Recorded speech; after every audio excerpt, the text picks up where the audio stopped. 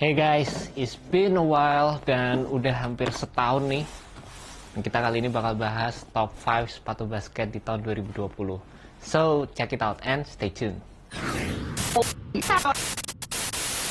Alright guys, kembali lagi di YouTube channel Naksir Sneakers. Di akhir tahun seperti janji gue bakal bikin top 5 sepatu basket yang udah pernah gue review. Dan thank you buat kalian yang udah stay tune barengan sama gue dari awal tahun sampai akhir tahun.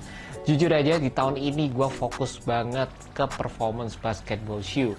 Dan semakin gue menekuni bidang review ini ya guys, gue semakin sadar kalau sebenarnya sepatu-sepatu itu nggak ada yang 100% perfect. Tapi selalu ada nilai positif, ada nilai negatifnya juga. Dan itu kembali lagi tergantung ke kalian masing-masing, apa yang menjadi spesifikasi kalian, apa yang menjadi kebutuhan kalian dalam mencari sebuah sepatu. Dan di video kali ini gue bakal bikin top 5 sepatu ala Naksir Sneakers. Jadi ini personal pick gue. Bisa jadi di YouTube channel lain atau di channel-channel lain ada yang mereka nggak suka, it's fine. Tapi ini yang paling gue suka atau yang mungkin bisa dibilang juga paling berkesan buat gue di tahun 2020 ini. So langsung aja guys. Number 5 kita ada sepatu ini, New Balance Kawhi One. It is a really hard choice. Gue susah banget untuk masukin sepatu ini di nomor 5. Sebenarnya karena banyak kontranya juga sepatu ini. Tapi basically satu aspek yang bikin gue suka sama sepatunya ya, cuma di bagian cushionnya aja. Menurut gue cushion yang ada di sepatu New Balance ini, Feelcell, ini bener-bener salah satu cushion yang jujur gue suka banget sih. Jujur saat pertama kali gue pakai sepatu ini, gue ngerasa cushioningnya kayak ya kurang begitu nyaman dah, biasa aja. Tapi semakin lama gue pakai, semakin break in, cushioningnya itu nyaman banget. Dan ini merupakan cushion yang menurut gue bener-bener stabil. Terlepas dari gue ngelihat harganya, terlepas gue ngelihat dari material yang digunakan, gue sih ngerasa dari setup sepatunya sendiri memang sedikit berbeda dengan sepatu-sepatu zaman sekarang. Buildnya merupakan perpaduan antara old school dan juga new school material, dimana sepatu ini buildnya kayak gini ya, mid cut. Dan dari segi setupnya sendiri merupakan sepatu yang benar-benar mengutamakan support dan juga security. Selama gue pakai sepatu ini, gue ngerasain cushioning yang benar-benar outstanding. Ditambah lagi sepatu ini benar-benar balance banget waktu dipakai. Dari segi tractionnya juga ini ngebantu banget untuk performance gue saat gue melakukan pull up jumper, saat gue butuh untuk stop and a dime. Ya, sepatu ini dapat mengcover gerakan-gerakan yang gue butuhkan dengan baik. Next, nomor 4, di sini ada sepatu Nike BB NXT. Ya, ini juga salah satu sepatu yang menurut gue bisa jadi kontroversial juga di pemilihan gue. Tapi sebenarnya sepatu ini nyenengin banget buat dipakai main guys. Yang bikin sepatu ini nyenengin buat dipakai main ini adalah dari setupnya sendiri. Cushioningnya guys, bayangin 3 react foam plus 2 support di bagian forefoot. Dan tambah lagi yang mungkin bikin gue suka banget adalah bagian outsole-nya sendiri yang melengkung guys. Jadi heel to toe transition yang dikasih di sepatu ini bener-bener oke banget. Gue memang selalu mengidamkan sepatu yang punya max cushion seperti sepatu LeBron, tapi nggak sesoft itu guys. Dan ini merupakan sepatu yang punya cushioning yang bener-bener responsif. Dan juga tambah lagi dari segi tractionnya sendiri, ini menurut gue merupakan salah satu traction yang paling oke di tahun 2020 guys.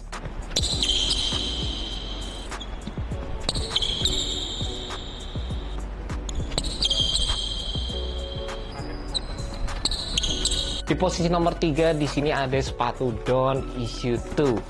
Well, yep, Don't Issue 2 tahun berturut-turut ada di urutan top 5 pick gue. Sepatu ini sebenarnya beda banget sama versi yang sebelumnya. Tapi menurut gue sepatu Don't Issue 2 masih merupakan sepatu yang bisa memberikan overall performance yang benar-benar balance. Jadi dengan harga yang ditawarkan di sepatu ini, kalian bakal mendapatkan full length bounce, salah satu teknologi cushion yang gue favoritin banget dari Adidas. Perpaduan yang menurut gue balance banget antara core feel dan juga cushion. Tambah lagi penggunaan material yang cukup standar di sepatu ini. Dan untuk overall fitnya sendiri, ini merupakan salah satu aspek yang benar-benar gue demen di sepatu Don't Issue 2. Overall fitnya tuh meskipun sepatu ini kelihatan bulky banget, tapi overall fitnya tuh kayak bener-bener one to one guys. Jadi full of padding di sepatu ini. Menurut gue dari fittingnya sendiri mungkin bukan buat semua orang ya guys, tapi di satu sisi gue ngerasa buat orang-orang yang suka dengan tight fitting shoe atau sepatu yang bener-bener nge-sculpt atau bener-bener nge-fit di kaki, kalian bakal suka dengan sepatu Don't Issue 2 ini. Next, at number 2, di sini ada sepatu favorit gue. Kenapa ini nggak gue taruh di posisi nomor 1? Karena gue ngerasa sedikit bias sih sebenarnya kalau gue ngomongin sepatu ini. Jadi nomor 2 di sini ada sepatu Nike Kobe 5 Pro. Ini adalah salah satu sepatu rilisan terbaik di tahun 2020 menurut gue. Dan seperti yang kalian tahu, kalau kalian udah ngikutin channel gue dari kemarin-kemarin ya, gue punya setiap colorway yang dipakai Kobe untuk seri Kobe 5 ini. Menurut gue salah satu sepatu dengan overall fit terbaik sepanjang masa. Jadi fitnya bener-bener one to one banget. Kalian perlu perhatikan juga kalau kalian pengen beli sepatu ini, karena fitnya itu bener-bener sempit. Dan tambah lagi menurut gue sih, sepatu ini sebenarnya adalah versi yang lebih oke daripada sepatu Kyrie 6 atau sepatu Giannis Freak 2. Penggunaan zoom turbo di bagian forefoot juga menurut gue bakal jadi salah satu cushion setup yang cocok banget buat kalian yang masih menginginkan court feel. Tambah lagi kalian yang membutuhkan sensasi bouncy saat kalian menggunakan sepatu ini guys. Jadi menurut gue Kobe 5 adalah salah satu sepatu dengan performance paling gokil di tahun 2020 ini guys. Dan di urutan nomor 1 di sini ada sepatu Nike KD 13. Gokil banget guys. Kemarin di tahun 2019 Nike KD 12 merajai di urutan nomor 1, dan sekarang di tahun 2020 masih sama didominasi oleh sepatu Nike KD 13. Kenapa gue bilang sepatu ini merupakan sepatu terbaik di tahun 2020? Karena gue perhatikan dari segala aspek. Ya, sepatu ini menurut gue sama kayak sepatu Don't Issue tadi, tapi di sepatu ini ada fitur yang menurut gue bener-bener outstanding banget, yaitu penggunaan zoom strobel di sepatu ini. Menurut gue ini merupakan sepatu yang versatile banget dan bisa mengakomodasi setiap tipe permainan kalian. Mau kalian membutuhkan responsiveness dari sebuah cushion atau kalian membutuhkan impact protection, zoom strobel yang ada di sepatu ini merupakan sensasi yang bener-bener oke dan gila banget guys. Ditambah lagi dari segi harganya sendiri, menurut gue ini memberikan harga yang bener-bener balance banget, dan di tengah dari antara sepatu-sepatu basket yang super premium dan super low budget. Dan dari segi teknologinya sendiri ini yang paling masuk guys menurut gue. Juga dari segi traction ini sepatu bekerja dengan baik. Cuma memang salah satu kekurangan dari sepatu Nike KD 13 ini adalah dari overall sizingnya sendiri dan juga material yang digunakan memang nggak sepremium sepatu-sepatu lainnya guys. Tapi menurut gue ini tetap jadi salah satu high performance shoe dan sepatu yang benar-benar oke banget di tahun 2020 ini. Buat kalian penasaran sama sepatu-sepatu lain yang nggak gue sebutin, sebenarnya masih banyak sepatu-sepatu yang bener-bener bagus banget. Dan sebenarnya satu sepatu yang gue bener-bener pengen masukin juga di video ini adalah sepatu Air Jordan 35.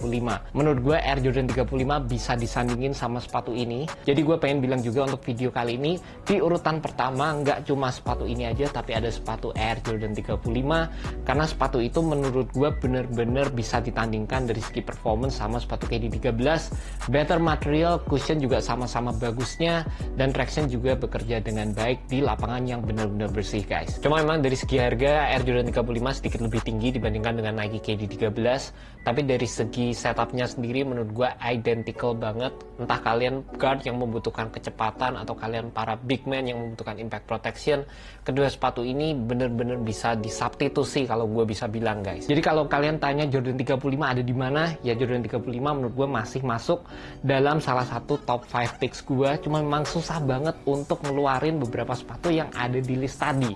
Menurut gue yang di list tadi bener-bener oke banget, tapi kalau gue bisa masukin Jordan 35 ya, kayaknya bisa bersanding head to head sama sepatu ini guys. Kayaknya gue jadiin satu aja di urutan nomor 1. Dan buat sepatu-sepatu lainnya yang cukup berkesan buat gue sebenarnya cukup banyak di tahun ini, ada PG4 juga, itu salah satu sepatu dengan cushioning yang bener-bener soft. Juga ada sepatu Westbrook 1T kalau kita ngomongin masalah budget model, ditambah lagi ada satu sepatu Antashock The Game 4. Menurut gue juga menarik banget kalau kita bicara tentang sepatu outdoor. And that's about it guys, top 5 picks di tahun 2020 ini, sepatu-sepatu dengan high performance menurut gue. Pure pendapat gue pribadi dan jangan disamain sama channel-channel lain, karena menurut gue channel lain punya pendapatnya masing-masing, dan apa yang menurut gue bagus belum tentu menurut mereka bagus, apa yang menurut mereka bagus belum tentu menurut gue juga bagus guys. Dan harapan gue di tahun 2021 mendatang bakal banyak sneaker-sneaker baru yang masuk, dan sama kayak tahun sebelumnya gue masih berharap banget untuk review brand-brand China atau brand-brand seperti Anta, Peak, Li-Ning. Gue pengen banget untuk review brand-brand tersebut. Jadi semoga basket di Indonesia sendiri makin maju, dan semoga persnikeran juga makin maju. Dan sekali lagi guys, thank you buat kalian semua yang udah support channel Naksir Sneakers selama ini. And that's about it, thank you so much buat kalian yang udah nonton video kali ini. Jangan lupa subscribe, like, dan share video ini ke teman-teman kalian yang cinta sneakers seperti gue guys. Well guys, thank you so much, have a good one, peace.